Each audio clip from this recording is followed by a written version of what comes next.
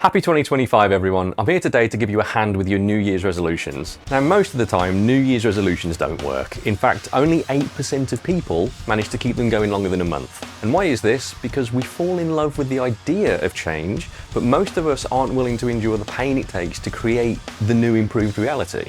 Let's take drummers as an example. I bet a few of you are planning to get into a solid practice routine in January.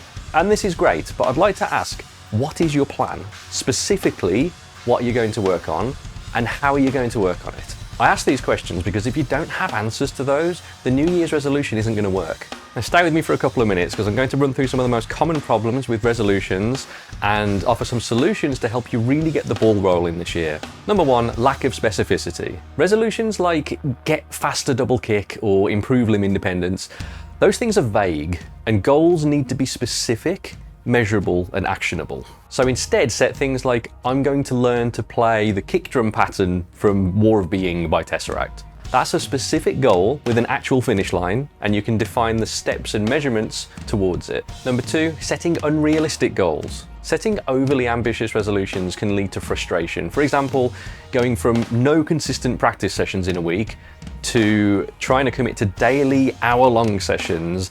That's a drastic shift and it's hard to maintain. So be realistic with your goals and try not to create overwhelm. Number three, having no clear plan.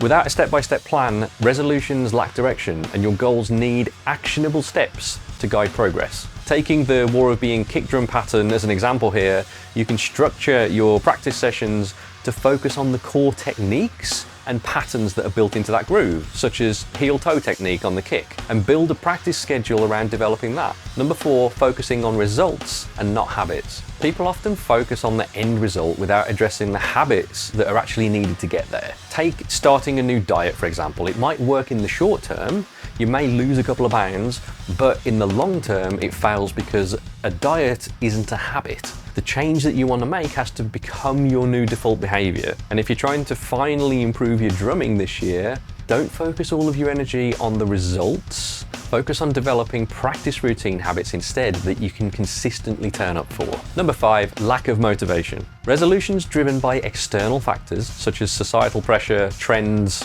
comparisons with others, they tend to fizzle out quickly because they don't resonate personally. Intrinsic motivation that's rooted in personal values and desires is far more sustainable. If a goal doesn't evoke excitement, pride, or a sense of purpose, it's easy to deprioritize that when challenges arise. So this is what I do. Take a moment, sit down with a journal and write down your thoughts and desires. What truly excites you the most?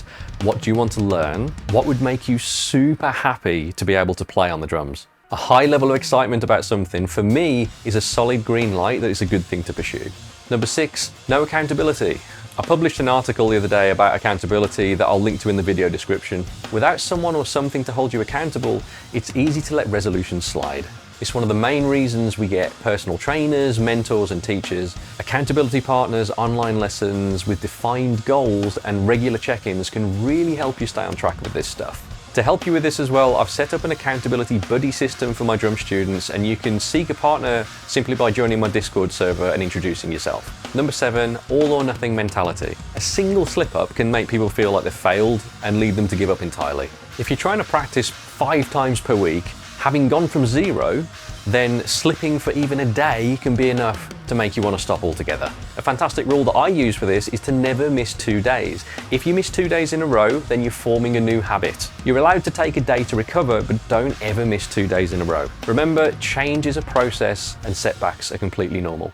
Number 8, overloading yourself. Trying to tackle too many resolutions at once can be overwhelming. It's better to focus on 1 or 2 key goals, make a list of all the things that you'd like to be able to play on the kit, and from that list, choose the top 5. From those 5, choose the top 1, and that's the thing that you're going to practice. 9, a lack of emotional connection. It's fair to say that there's zero emotional connection to practicing a paradiddle for 20 straight minutes. However, you probably feel a deep personal connection if you were to practice playing along to one of your favorite songs for that amount of time instead. If your goal doesn't resonate deeply or align with your personal values, it's hard to stay committed. Because of my experience, I know how to set drumming goals for myself and I know how to reach them.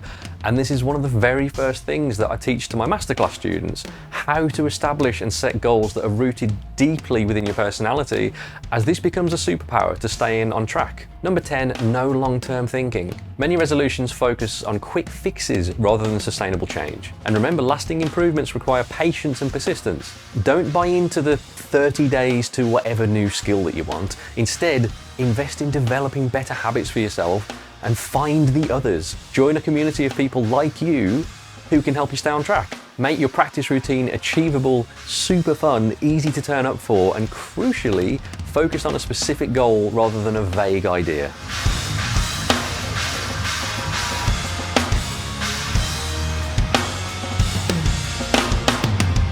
If any or all of this resonates with you, then firstly, I'm happy that I could help. And if you'd like to explore working with me further, comment yes below and I'll send you a DM with the details. Thank you for making it this far into the video. I'd like to wish you the absolute best for 2025. And if I've earned it, I'd love to ask for your subscription.